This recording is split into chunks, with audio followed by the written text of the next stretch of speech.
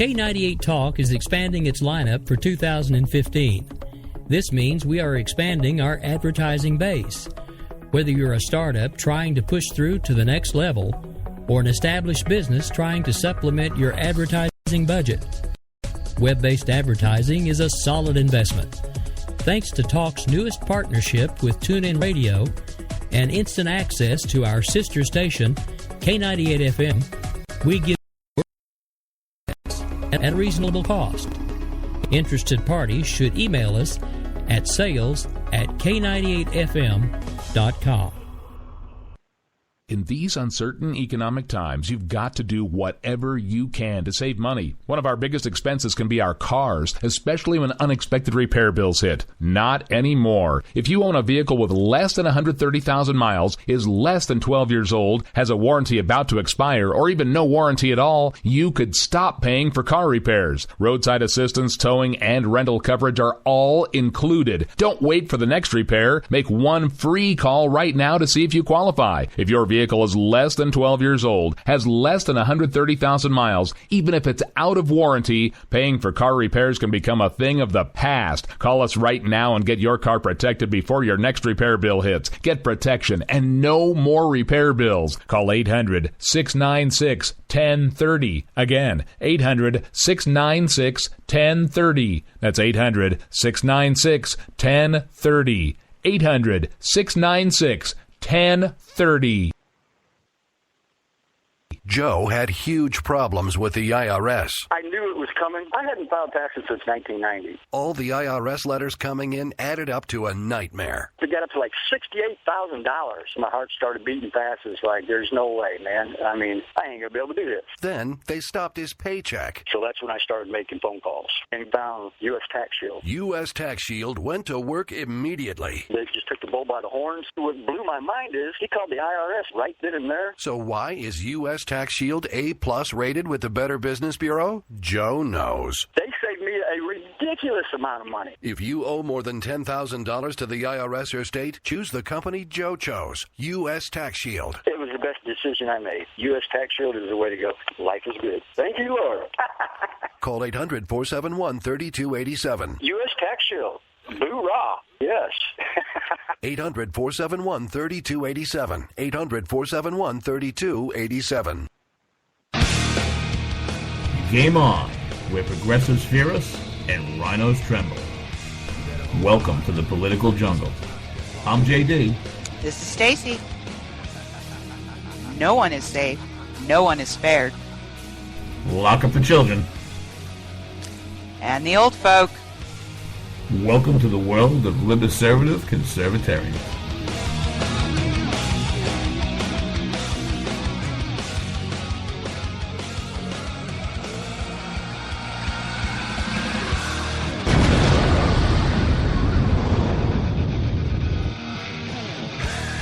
Waddle doodle and pass the hand grenades. That's right, baby. Election day. Hope everybody went down to Tithe at Tammany Hall Tuesday, November 3rd, 2015, 10 p.m. Eastern Standard Time. JD and Stacey here for Game On and that K98 Talk. All my political freaks, geeks, and back alley sneaks, you know what to do. Everybody within the sound of my voice, you get over that K98Talk.org right now. Get in that chat room. Say hello to Stacey. Say hello to the finest, nakedest, drunkest, smartest political chat room audience listening in the radio business. Tonight is our very, very, very, very, very special privilege to bring back a great friend of the show. This is going to be his third appearance here with Stacey and myself. We're going to be bringing you Mr. Jay Costa, the Weekly Standard. We're going to be talking about his new Thomas Paine-type tone. What's so bad about cronyism? It is in the everything. Oh, yeah, baby. You know that. It's in the Encounter Broadside series. It is number 44. We're going to talk about that a little bit. Actually, did you read the beginning of that? I like the little series, the little everybody listening tonight, when we talk about Jay's new book, What's So Bad About Cronyism, everybody is going to be a Thomas Paine type, Paul Revere. You know, if you're a costume kind of furry, you can dress up and do weird things with your wife, but we're going to go way back in the history machine tonight. Remember, guys, we're not just going to be here, we're not just here live Tuesday nights, 10 p.m. Eastern Standard for Game On. We do it again Thursday nights live, 9 p.m. Sunday mornings, we shift gear at 11 a.m. for that Bloody Marys and broadsheets, baby. Your cure for that mainstream media hangover. Tonight is going to be our last night at 10 p.m. Eastern Standard Time. Next Tuesday, Stacey and I are making Yay! the move. Woohoo! To 9 p.m. Eastern Standard. And remember, kids, every Friday, 5 p.m. on that WNJC 1360 a.m., serving that South Jersey, Philadelphia, Northern Delaware for that 4.2 million listeners. As a matter of fact, we're going to play Jay's interview Friday night on WNJC. Everybody get over to FlipsideShow.com. Find JD's episode number 4.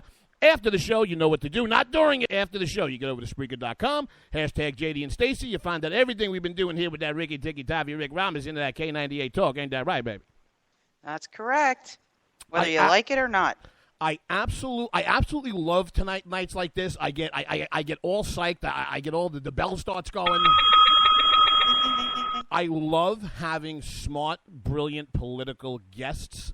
But before we bring Jay in, there is so much nonsense that keeps going on. NBC had lacked the self-awareness to tweet out Obama's comments about Republican candidates, debates, and Putin. That's right. Oh, boo-boo. Yeah. From the guy who has never interviewed on Fox.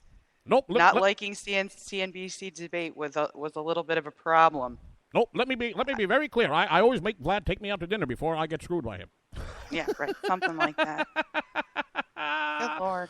Well, but on the good news note. What's that? We did have a couple of elections go on today, so we did pick up another Republican governorship in Kentucky. In Kentucky, right? That makes it 32 Congratulations now, right? to Mr. Bevins. Nicely done. Too bad you couldn't have beat McConnell. But let's give him some story. JD and Stacey love here, baby.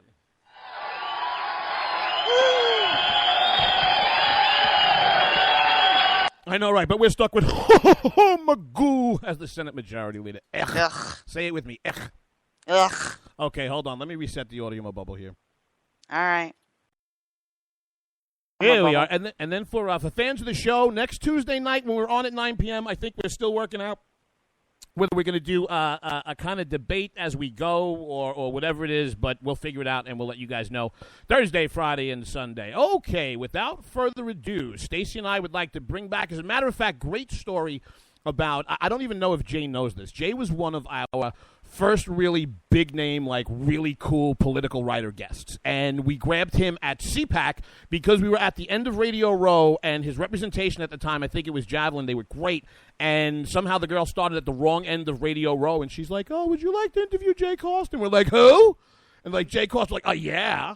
And we've had him back when he wrote Republic No More, and now it's great because now we're going to have him up on those 4.2 million listeners, baby, on that Friday. So for those of you who live under a rug and do not know of whom we speak, we are speaking about Mr. Jay Cost. Like I said, he just wrote What's So Bad About Cronyism.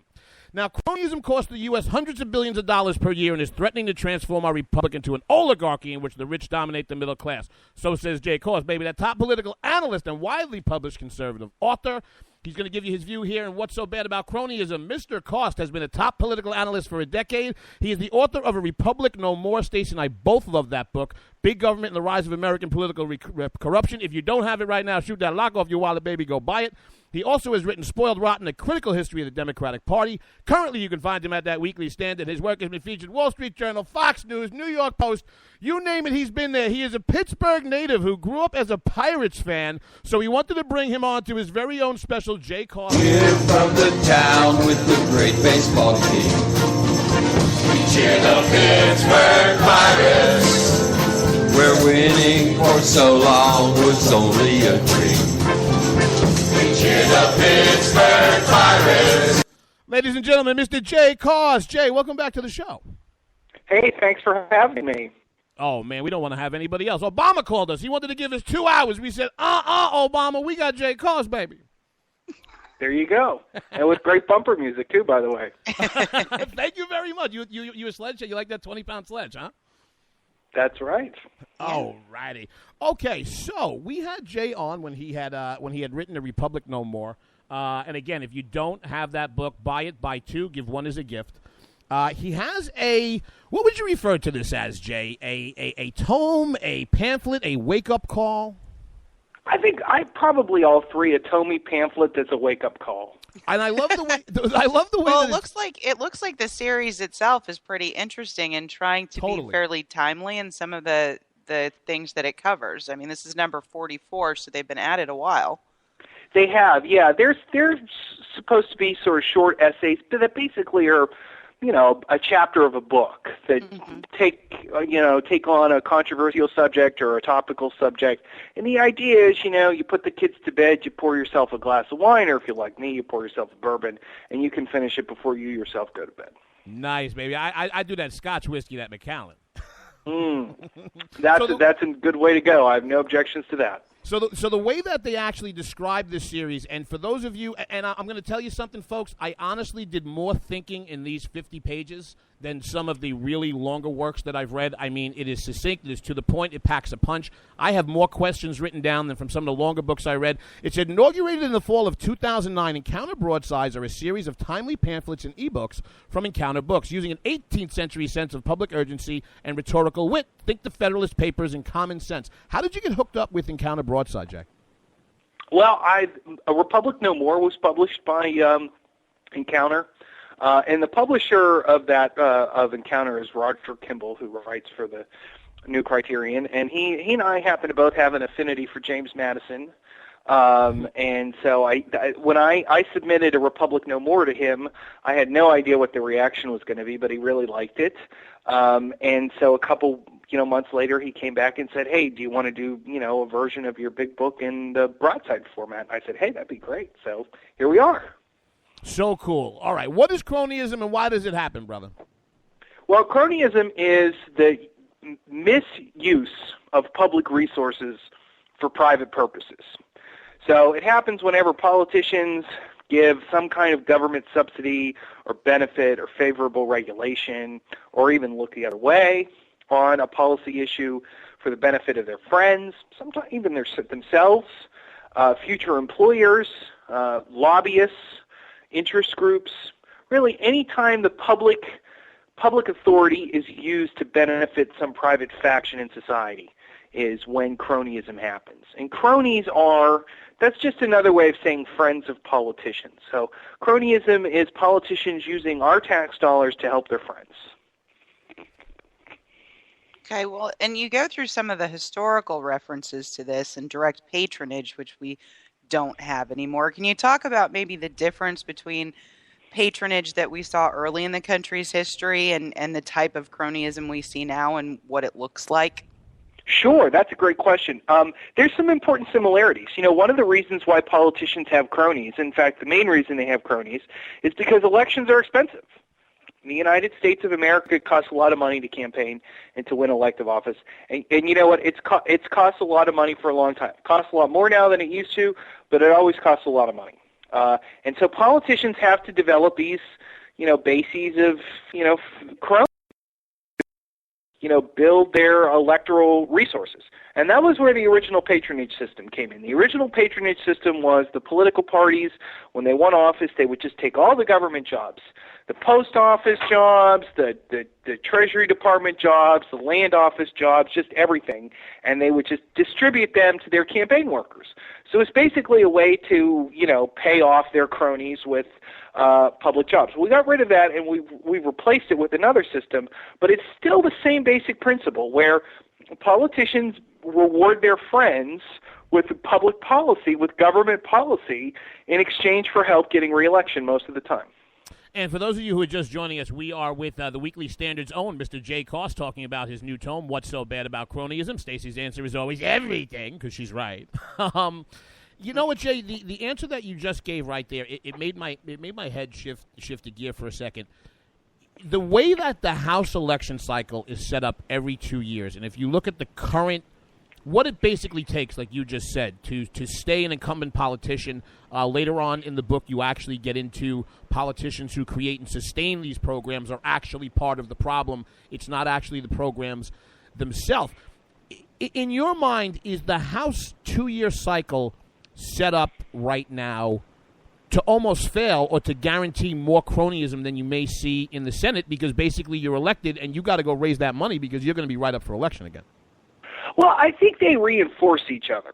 I think you're right that the House, with the constant sort of, the constant need to raise money, which is, really, think about this. You get inaugurated into a new Congress in January. 20 months later, you have to stand for re-election. And in the interim, you have to raise, like $3 million. That is a lot of money. And that's more than $100,000 every month. So we're talking about $3,500 a day, and that's 7 days a week. That's a lot of money to raise. Now, the Senate, you're right, because the Senate has longer cycles. 6 years instead of 2. But the flip side of that is that to be a senator, House member might have to raise like $3 million. Senators now have to raise like $20 million. So it's not like they can really slack off in their fundraising either. Now, if you're the senator of, like, say, Wyoming or Idaho or Mississippi, a small state that doesn't have expensive media, then, yeah, you're pretty well free from that kind of worry. But, on the other hand, if you're a senator from, my home state of Pennsylvania or California, the amount of money you have to raise is just staggering. Those media, and that's what it is. It's so funny that you said that because, I guess outside of the Cantor race, he was, he had a pretty expensive media market. Those media markets just crush these candidates, and the amount of money that they have to come up with is just staggering. Stacey, no? Oh, absolutely. And Jay, this might be getting towards the end of the book because you do propose some solutions. But when you look at, but we don't like rules. We go wherever we want. You go wherever you want, whatever you want because to, hey, it just sparked the question in my head. When you take a look at that kind of continual campaigning that the House of Representatives has to do, and the amount of money that amount of time a senator has to collect that pile of money to be able to defeat a challenger or potential primary challenger. Because the focus is always on re-election, both in some of their activities within the political body, as well as, where their focus may be during periods where they might want to be actually working within the political body, are term limits a way to curb some of that, or is that not the solution in your eyes? Well, I have gone back and forth on term limits, and I reckon at some point I might swing back in the other direction. So if you have me on for another book about corruption, I might give you a different answer. My answer for now, though, is that I'm not a fan of term limits. The reason why, it's not to dismiss out of hand your suggestion, because I think there is something to be said for, the fact that there's a constant crush of re-election. Term limits would ameliorate that at least to some degree. But term limits will have costs on the other end.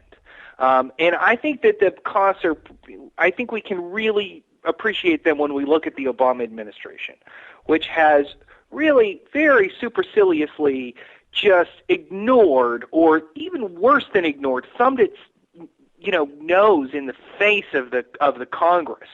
And it really should remind us of, this kind of institutional rivalry that exists between the Congress and the presidency, and how we don't want that Congress to be overtaken by the executive branch. Certainly not to the degree that's happened in the Obama years, and it was certainly not worse. And I think so. That is something to bear in mind when we think about term limits, because if we keep refreshing the legislative branch, yeah, it'll be closer to the people, and maybe won't be as inclined to cronyism. But they're not going to have the experience that is necessary to really smoke out bad behavior in the executive branch in terms of oversight. They're not going to have the kind of experience in crafting legislation, so they're going to lean more heavily on the executive branch in developing laws. And so I worry about, you take away the experience in the legislature, you take away legislative independence, which I think is more and more should be a huge concern that conservatives have. And for those of you just stepping into that radio, baby, we have Mr. Jay Koss from the Weekly Standard speaking about what's so bad about cronyism. There's I guess a lot of questions pop in my head. My head's a scary place to be. But, Very. A lot of people will ask, isn't this just an essential aspect of politics? After all, the wheels need to be greased upon occasion. And you even go into somewhat in the book how conservatives are, I don't want to put words in your mouth, not that they have blinders on, but they're more accepting of a system that has varying outcomes. So long as you go out and you give it your best, some men are going to be wealthier than others and things of that nature. But I want to ask you to put on, and for those of you who don't know Jay's work, He is not just a brilliant political writer, but if you like history, and more importantly, political history, just read everything the man has everything's a story. He knows the best details about the 124th ballot of the 1826 speaker election.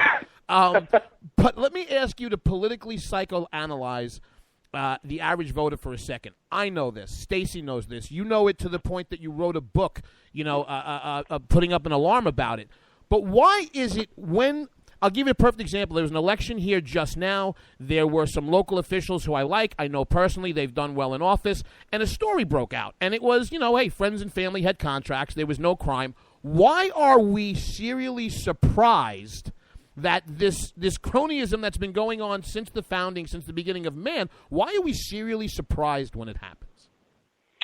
That is a really good question. I think that in a certain respect, I'm not sure that we are. I mean, I think that, I think there is an element of surprise when, like, you hear about a politician and, a particular politician, whoever it may be, that you've known, quote, you don't actually know the guy, but you know him from the media and you've developed an opinion about him, and then all of a sudden this new information comes out and it's bad news. You're like, your first instinct is, I don't want to believe that. I mean, like, for instance, right. Michael Jackson, when I was a kid, I was a huge fan of Michael Jackson, and when all that stuff came out about him, and the first thing was like, oh, that can't be true, because it just couldn't, because I knew him, but I didn't know him. So I think there's that impulse about politicians.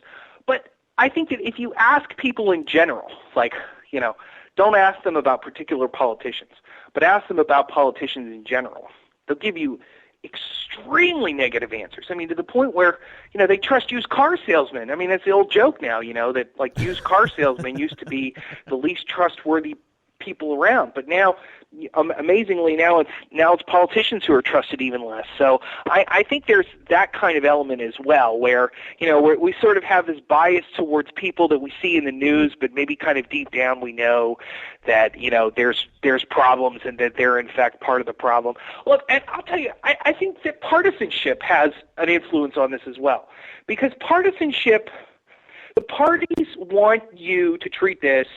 So I'm from Pittsburgh, and in Pittsburgh we are big time Steelers fans and we hate the Browns. That's how it goes in the Steel City. Or maybe better put, we hate the Cowboys, right? In the Steel City, we hate the Cowboys. Oh, good. And the parties want us to be like that. They want us to have a rivalry they want us to have loyalty toward the Steelers and hatred toward the Cowboys, because it helps motivate voters to go out and vote. So I think there's this sort of like kind of view that a lot, particularly people who are politically active, because politically active people tend to be the most partisan people. And so when somebody on your team, quote unquote, is revealed to be corrupt, it's sort of, it's galling. And look, I think that one of the reasons why I wrote this book, and for me, I've been writing about corruption in one way or another for, 4 years now. Mm-hmm. And it was really kind of a personal educational experience where I stopped seeing the battle between the two parties as so much like the Steelers versus the Cowboys. And like that's what they want us to think of them as. And to some degree that's true, and there's no doubt there are ideological differences between the two parties. But the more and more I researched corruption, the less and less I thought I came to view the parties as rivals, but rather as two members of a cartel that have conscientiously coordinated their efforts to limit the scope of political debate, limit consideration of alternatives to the status quo, and ultimately with the purpose of transferring enormous sums of money to well-heeled interest groups that play both sides of the political system, that are on both sides, that do not have, like we might think of the Republicans and Democrats as like the Steelers versus the Cowboys. But I can guarantee you that the medical services industry or the financial services industry or the home builders or the AARP, they do not have that view. That is not how they approach politics. And they're the ones who are extracting all of these benefits while we're the ones who are frustrated. by the failure of politics. They're not frustrated. They're very happy. So increasingly, I'm of the opinion that they have the right way to look at the political process, which is a very disheartening way to look at it, but it requires us to reorient ourselves and look beyond the party labels and to see the underlying continuity between the two sides. I absolutely love it because you're so honest in the writing where you're never actually, you're saying, hey, listen, I don't have the answer. But I love the way you describe it like a cartel. It's like both political parties, the joke's on us, and they're grabbing the American people by the collar, and they're like, you can act like a man. What's the matter with you? Very Godfather-esque, huh, Stace? Well, I would say, I guess, in the last maybe 7.5 years or so, the partisanship and the way that feels is very different. I think if anything, it's gotten more divisive. I don't necessarily remember it being that way when I was younger. Because, I am getting a little older now. The partisanship or the cronyism? Well, the cronyism, I think, has gotten significantly worse in the last 7.5 years. Especially when you start looking at things like Obamacare, which, Jay detailed phenomenally well in his book and, comes up again in here with some Medicare and some other things. But even if you look at what the primary conservative gripes are with John Boehner, it all goes back to his relationships with the Chamber of Commerce and some other very powerful organizations and people who funded his campaigns. That's true, and that goes right to the examples of what you were saying, right, Jack? Yeah, I think that's a good point. And I mean, look, I think that conservatives are increasingly becoming aware of that. Like, I don't think 7 or 8 years ago we would be on the three of us would be talking about the Republican Speaker of the House and criticizing his relationship to the Chamber of Commerce. But I think that there is a growing awareness on the conservative side that the Republic, and look, I think a lot of it relates to the fact that, up until 1994, the Republicans in Congress had a handy-dandy excuse for why everything in Congress was terrible. It was the Democrats, right?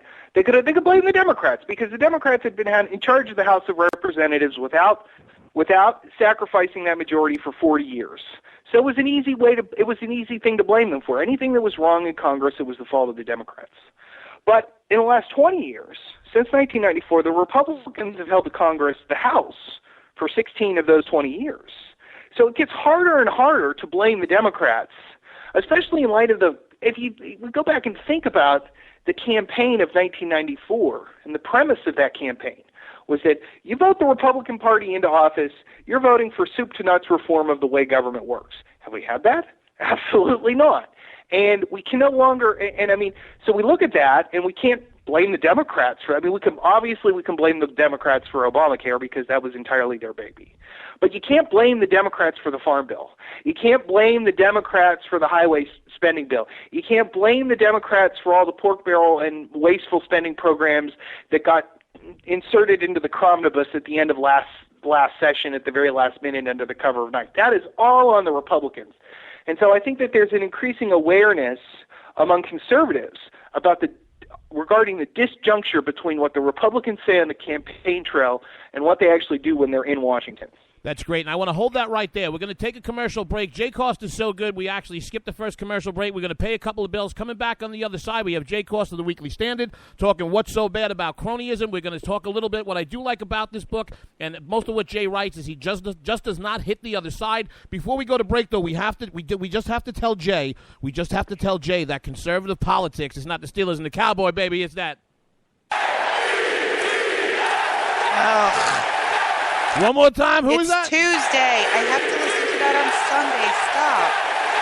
Stop. It's okay. JD and Stacey came on K98 Talk. Coming back on the other side. The show's so good. Even Diamond Dave's getting in on the act. One break coming up. K98 Talk.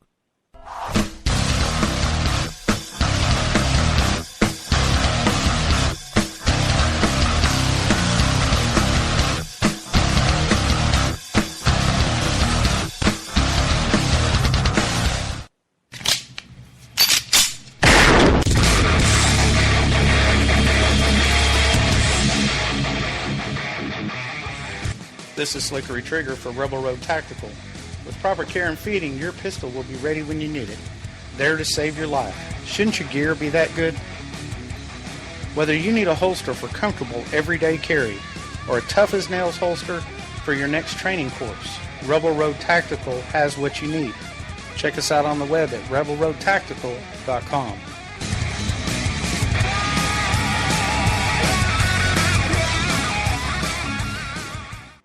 If you like your health care plan, you'll be able to keep your health care plan.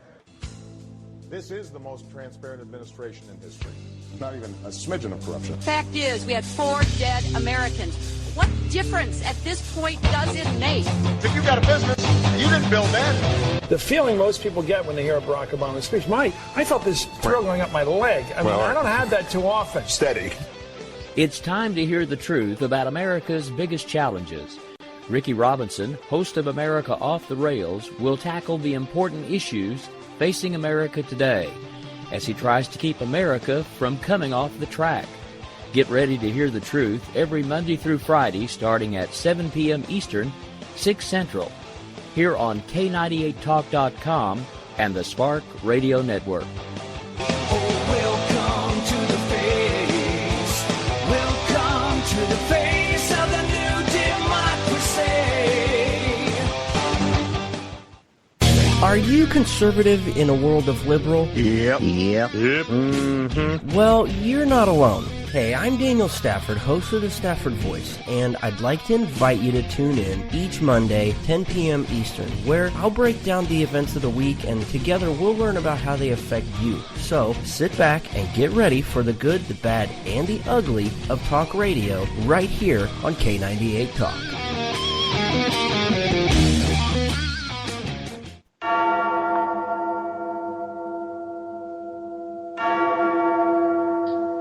From the Vikings of Norway to my home down south to Washington, D.C., I've been around. I've seen it all, and I've come out on top. You better beware, for all you know, the bell tolls for you. Enter the bell tower or watch your step. 8 p.m. Thursdays, K98 Talk.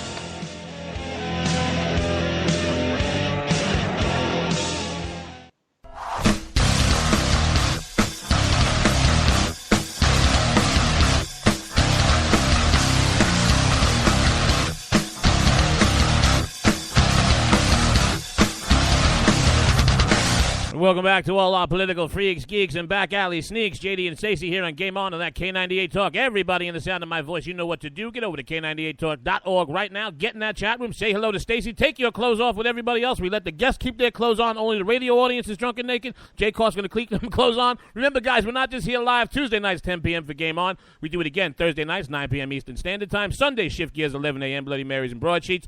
Starting next Tuesday night, 9 p.m. Eastern Standard Time, Stacey and I are going to be moving from that 10 o'clock spot every Friday, 5 p.m. That drive time, that WNJC, 1360 a.m., serving that Southern Jersey, Philadelphia, and Northern Delaware for that 4.2 million listeners. Going to be putting that Jay Cost interview back out over there. Find JD on the Flip Side Show with that Michael Loftus. As always, get over to Spreaker.com. Hashtag JD and Stacey. After the show, kids. After the show, after, not during.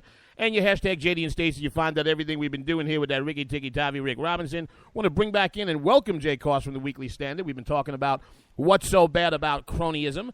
And, you know, Jay, if I'm not mistaken, did you say when we interviewed you for Republic No More that the impetus and the inspiration for you writing that book was Obamacare? Yeah, that's right. That was also the sort of inspiration for Spoiled Rotten as well, which was my first book that sort of looked at corruption within the Democratic Party, and it kind of started me on this course. But yeah, Obamacare was outrageous to me. You know, and not for the reasons that most conservatives were outraged, although those outraged me as well. I was just really watching the way that they cut deals with interest group after interest group after interest group. Just struck me as being wrong and offensive and contrary to our founding principles. And it really sort of got me kind of looking more closely at public policy. Since I was from, 7-8 years prior when I first got started in politics, I'd been primarily a campaigns and election guy, kind of took policy for granted. I was just a conservative by disposition, and then broadly ideologically speaking, I was just conservative in my bones. But I hadn't really looked at, say, tax policy or, regulatory policy. Obamacare was the first time I really watched the policy-making process happen, and I was just horrified. And that was what kind of got me on this track that I'm on now. And I'm glad you said that, because the reason that I brought that up, your intellectual honesty comes through, because what I'd like you to take a little bit of detail on is if you could explain to the audience, because we cannot get caught up in an echo chamber and think that we're holier than thou when we're not. I thought what you said about the conservatives and Republicans' instincts in Congress to move away from government subsidies prevailed, and within a few years later, was it 2014, you thought was just one of the most wasteful farm bills ever written, correct? Oh, it was terrible. And this, by the way, was after they had passed a fairly good Farm Reform Act in 1996, the FAIR Act, which is also known as the Freedom to Farm Act. Was basically the point of that was to try and wean the farmers off of farm subsidies. But there were a couple bad crop yields, and profit margins in the agribusinesses started to decline in the late 90s, and they lobbied Republicans to give back the subsidies. And by the way, that also something happened with Medicare as well. The Balanced Budget Act of 1997 had all these reforms and cuts in Medicare. Mm-hmm. They weren't really well designed, but they were at least an effort to bring fiscal, sanity to a program that is just literally insane. But in the late 90s, the hospitals' margins started to decline, and the hospitals started to get more aggressive and asking for walkbacks, and they got them. And then, when they passed the prescription drug bill, they needed the hospitals and the doctors on board, and the price of admission for them was more walkbacks. And the next thing you know, every year they're passing that reprehensible doc fix to basically patch the 1997 Balanced Budget Act. That's all on the Republicans, by the way. Those were Republican-inspired bills. It was the Republicans who gave up on those reforms. And even if you say, the reforms didn't work. Okay, fine, the reforms didn't work. But, they never tried reforming it again to try and save the money. They just gave up and gave the money back. Well, and it's not just the farmers that get upset about the ag bill, or just the hospitals that get upset about Medicare. Be nice to the farmers, reform. They listen. Be nice to the farmers, they listen. Well, no. You're the one who decided nobody from Iowa should listen to us anymore. Oh, I know. Me and Liz Mayer pissed off everybody in Iowa. I'm sorry. Go eat some corn and listen to something else. Anyway, because I worked for ag manufacturers, and boy, they watch those farm subsidy bills, and the crop, the chemical manufacturers, the seed producers, everybody involved in the agribusiness watches it. So it's not just a single lobby or, one set of very defined people. Same in the medical. I was in the medical field for a while. It's medical equipment manufacturers and all the associated services that depend on the medical profession for their own income or their own profit margins. So those groups of constituencies just become bigger and bigger and bigger. That is such a good point. As actually, I think the key point to understanding how interest group politics in the United States work is that, we can talk about individual interest groups, but real interest group power, the ability to move public policy, depends upon the networks of interest groups and phalanx of interest groups, if you will. And so you mentioned, the Farm Bill in particular. One of the reasons why the Farm Bill on an economic level really makes precious little sense. It is just a tangle of payoffs that have no internal logic. We give incentives to encourage farmers to farm less. And then at the same time, we offer them crop insurance, which effectively incentivizes them to farm more. I mean, there's all sorts of things like it's internally contradictory things in the Farm Bill. The reason the Farm Bill survives, despite this internal contradiction, is because it ensnares so many different groups. The Farm Bill itself has grown larger and larger and larger. I'm not talking about in the total expenditures. I'm talking about the policy domains and the different interest groups that those policy domains end up ensnaring. And so that what you get in the end is a policy that as a whole makes absolutely no sense, but is nevertheless undefeatable. It cannot be stopped because there are so many interest groups that take just one little morsel for themselves and will therefore support it, and you add all of them up and you can't get past them. And the money that they spend on those morsels is phenomenal. I mean, you go in there about the financial service industry, and I forget if it's the healthcare that's second behind that. You know, when you're talking about basically you're talking about, you know, with cronyism, one of the things I took away from it is that, you know, lobbying capital becomes a force multiplier because you go into the fact that they could not see these kinds of returns in the marketplace when you can take $1 billion or $100 million or $50 million or what have you, and you can buy this interest. What that opens up for you, because like you said, a lot of the costs of cronyism aren't even calculated. They're off balance sheet, whether it's a tax abatement or something like that. I mean, the money that's spent on what's referred to as morsels, is it that collection of money on all those morsels as the whole that has people, as you say near the end of the book, conservatives willing to write off the GOP because they're right up in their problems with the congressional committees and the XIM Bank and everything else? Yeah, I think that's right. And that's such a good point, too, by the way, talking about the off-budget nature of cronyism. I think that, and you see that, by the way, with the propaganda that comes out from the Export-Import Bank, where they say, oh, well, we don't cost the government anything. Well, that's not exactly true. The fact of the matter is that the government is underwriting those loans, and if those loans go bad, then we're going to be out quite a pretty penny. And, oh, by the way, the XM Bank had a bunch of loans that went bad in the mid-'80s. But beyond that, I mean, so even that, so that right there, that's off book, but that's still a cost. That's still a cost that we have to bear. We have to bear the chance the loans go bad, especially, and which is a non-zero cost because they've gone bad before. But beyond that, so that's one way the effect of cronyism is off budget. But then beyond that, the effects of government intervention in the economy, the sort of version of like 18th century mercantilism that we're still like obsessed with practicing in this country. Like you would think by this point Adam Smith would have won, but no, he hasn't won. Because we don't actually believe in the free market in this country. No. We believe in tinkering. We believe in pulling a lever here, and we entirely overlook the fact that when we pull a lever on one side, it has an effect somewhere else that's completely surprising, and we have no idea whether the net effect is positive. The Export-Import Bank is a great example of that, right? So the Export-Import Bank, you know, Boeing loves the Export-Import Bank because the Export-Import Bank finances all of these loans for overseas carriers.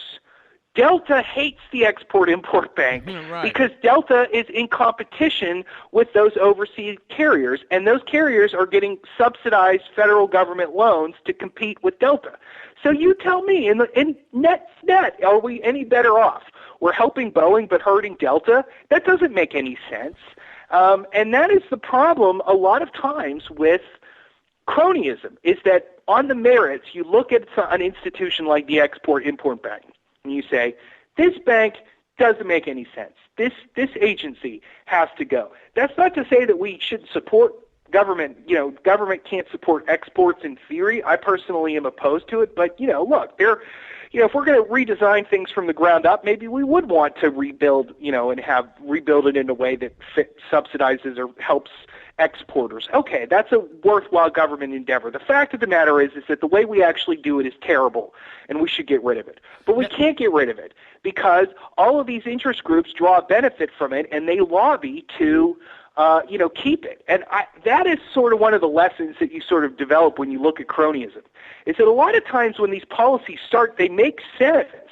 But then it turns out, oh, we miscalculated, or society has changed, or something's different, and now the policy's outdated, and we can't get rid of it. The Farm Bill is an excellent example of that. The Farm Bill was started in the 1930s when the farmers, it was like grapes of wrath in the Midwest.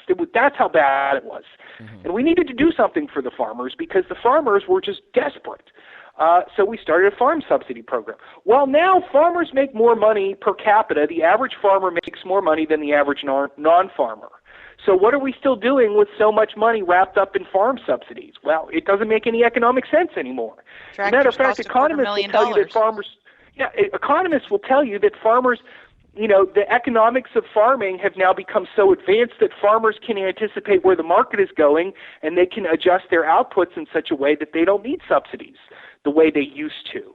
So why do we still have this? It doesn't make any sense on an economic level, from a national interest, public good kind of perspective. It doesn't make any sense. Well, we have it because all of these interest groups want it. Well, and Jay, towards the end of the pamphlet here, you start talking about the Republican Party and how the best, hope for conservatives who are really looking to reduce the size and scope of government through a reduction in some of these programs is with the Republican Party. Can you talk a little bit about some of the specific ideas you have to reduce, I guess, what you would call the incentive for these elected officials to participate in cronyism? Right. That's a good question. The problem when the impulse I think that conservatives have when they look at these policies, they blame the policies and say, oh, well, we got to reform the policies. And you think about all of the effort that went into trying to kill the Export-Import Bank, and it's still not even dead yet. I mean, it's like the Walking Dead over there. The thing keeps coming back to life. We can't kill it. All this work to kill, and it's just a tiny, insignificant program in the grand scheme of things. It's hardly the biggest piece of the pie. Let's put it that way.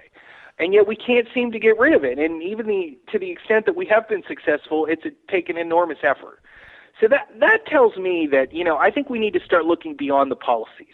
That if we try a frontal assault on these policies, we're not going to succeed. What a great... We have to look behind the policies, and in particular at the politicians who underwrite the policies year after year after year. And we have to ask ourselves, why are they doing that? Why do they continue to be so responsive to interest group pressure rather than the demands of, the general welfare? Why are they so concerned about what their donors are saying? And I think that's the answer, is that they need this money.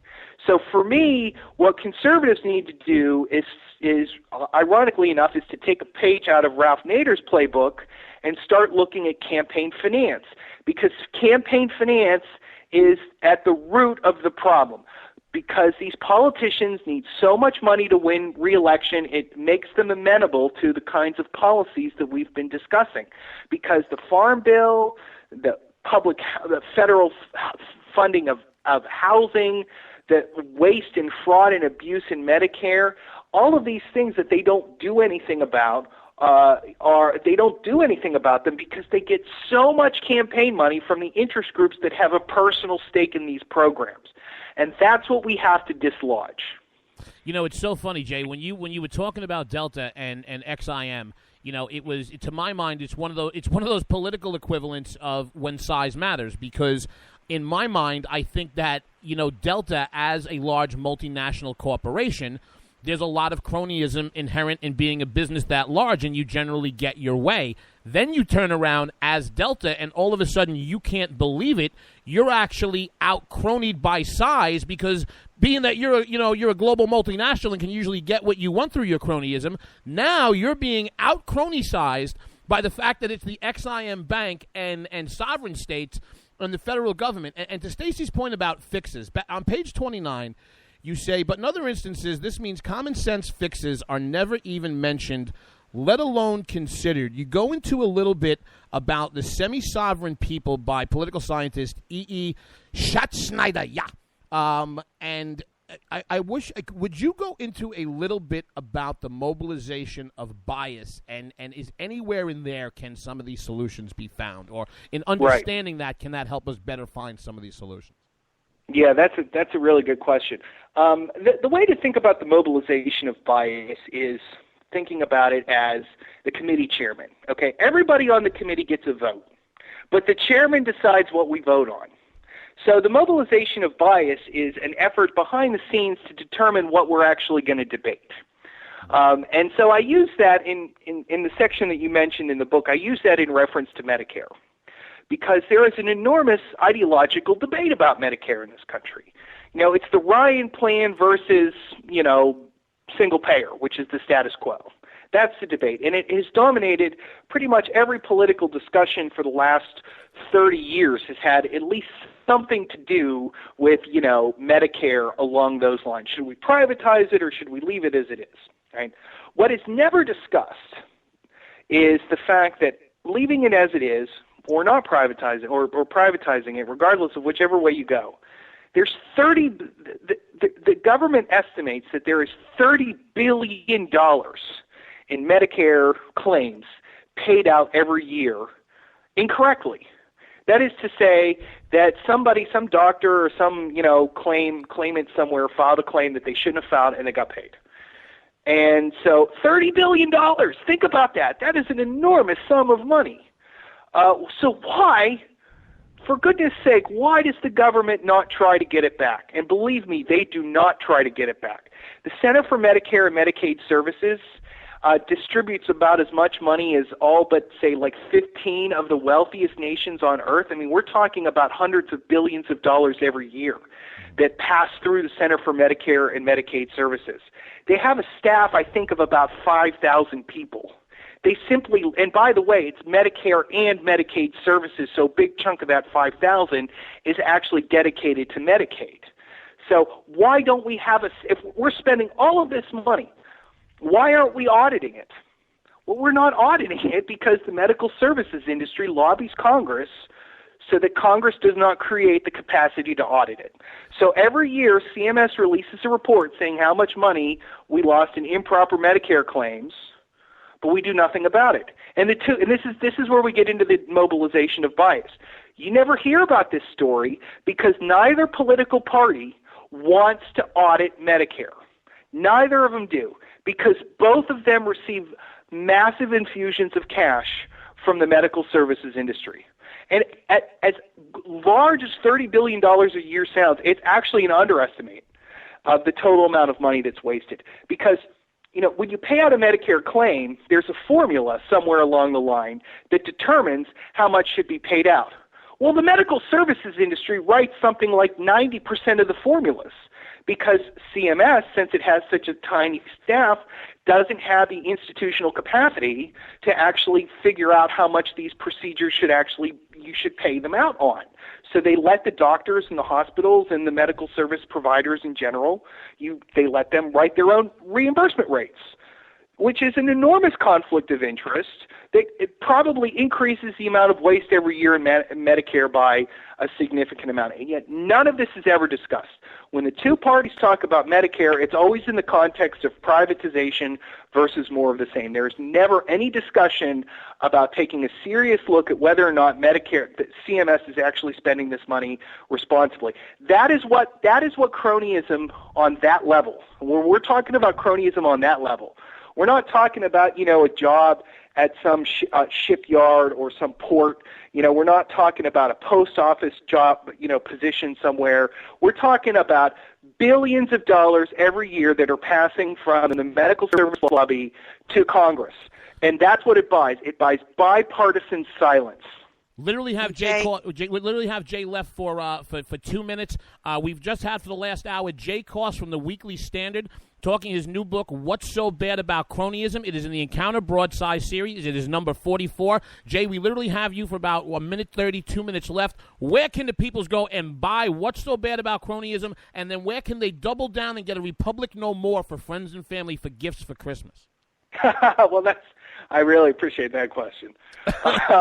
That's my favorite question. It's available at probably one of the online booksellers would probably be your best bet for a Republic No More. It's been out for about 7-8 months now, so you can get it new at Amazon or Barnes & Noble, and probably the same deal for What's So Bad About Cronyism. I doubt you'd find those at your bookstore. They tend not to sell the broadsides at bookstores, but it's available online, and it's only, I think it's like $3.99 for a Kindle version, $5.99 for a print version, so it's not too bad. You go read him over at the Weekly Standard. You do that all the time. You find the catalog of his work. If you're on the Twitters, you go over to that at JAYCOSTTWS. You show him some love. You see some smart stuff. Stacey, we got him for about 1 minute and 10 seconds. Get some political news out of him. Ask him a question. Hurry up. I just want to say at the very end, Jay, you say which is the most important type of election for conservatives to be concerned with? Congressional elections. At what stage? The primary? The primaries. I think primaries. we have. If you're in a conservative district that's overwhelmingly Republican, and you don't have a member of Congress who is an avowed opponent of cronyism, primary the guy. Because whoever wins the primary is guaranteed to win the general election. Primaries are our main point of entrance into reforming the Republican Party. We didn't really have a chance to talk about this, but I think the only way to move forward on this is we have to reform the Republican Party before the Republican Party can reform the government, and our only opportunity to do that is through the primary system, and we should focus on these safely Republican districts. The members from those districts that aren't pulling their weight for the conservative movement, we should yank them. And the best part about not talking Johnny about Isaacson, now. And the best part about not talking on that on tonight's show is going to be a reason to have you back. Jay, we cannot thank you enough. This is your third visit to the program. I hope you would consider continuing to come back. Ourselves and our audience absolutely love having you as a guest. Oh, thanks, JD. It was a lot of fun. I appreciate it. Great questions. Jay, thanks a lot, brother. You have a good one, man. We'll see you on the Twitters. All right. Jay Cost, ladies and gentlemen. Stacey, it is unfair that we get to do this, is it not? It's totally unfair. This is so cool. This is so cool. I hope we get everybody to go to things like CPAC and meet awesome people like Jay and Charles C.W. Cook and a whole host of others, and then they actually come and talk to us for a while. It's we want to thank Ricky Tiki Tavi, Rick Robinson, K98 Talk, and also WNJC 1360 AM Southern Jersey, Philadelphia, Northern Delaware. We'll be playing Jay's interview this coming Friday at 5 p.m. Baby girl, you got them keys? Oh, I got them keys today. Get out of here. Tell the nice people where they can find you. You can always find me on the Twitters at ScottsFire, SCOTSFYRE, and on Facebook at Stacey Lennox. Wow. And you can find me at Game On JD on the Twitters. Give J Cost TWS a follow as well. And of course, kids, you know that I am on alleyways, barstools, shady situations, the occasional donkey show, places I shouldn't be, and I don't have my shots. If I live through it, I'll see you Thursday.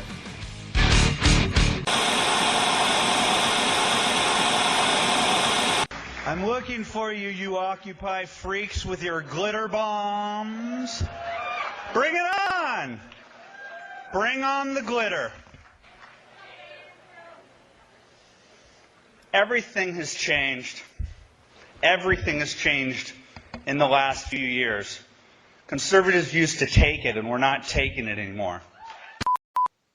When our water heater broke down last month, it was a nightmare. It took 5 hours for the plumber to show up, and he charged us a couple of $100 just to come out. Then it cost another $1,800 to put in the new water heater. By the time it was all said and done, I felt like I'd been taken. But what else could I do? The smartest thing you can do is get a home warranty from American Residential Warranty. Their home warranties pay to repair or replace all your major appliances when they break, and they will break, and at the worst possible time. Call American Residential Warranty right now for free information on home warranties starting at just pennies a day. Don't wait for your refrigerator to stop running or your ceiling fans to stop turning. Call American Residential Warranty right now. Ask how you can save up to 50% on washer and dryer coverage. Just call 1-800-513-6154. That's 1-800-513-6154. Again, 1-800-513-6154. Call now. Tired of paying outrageous prices for Viagra? Well, we have great news for you. Now you can finally get Viagra at huge discounts. Healthy Man allows you to save up to $500 on Viagra. Why pay U.S. pharmacy prices of $15 per pill or more when you can get Viagra for less than $3 a pill? Call today and get 40 Viagra pills for only $99. This can cost as much as $600 at your local pharmacy. You can't afford not to call us. If you want Viagra at the lowest prices, never pay $15 a pill pharmacy prices again. Get Viagra for less than $3 a pill. Call 1-800-516-7602 today and save up to $500 and get 40 pills for just $99. Healthy Man is fast, easy, and affordable. Operators are waiting at 1-800-516-7602 to take your call right now. Call 1-800-516-7602. That's 1-800-516-7602. Again, 1-800-516-7602. Giggity, giggity, giggity, giggity, let's have sex.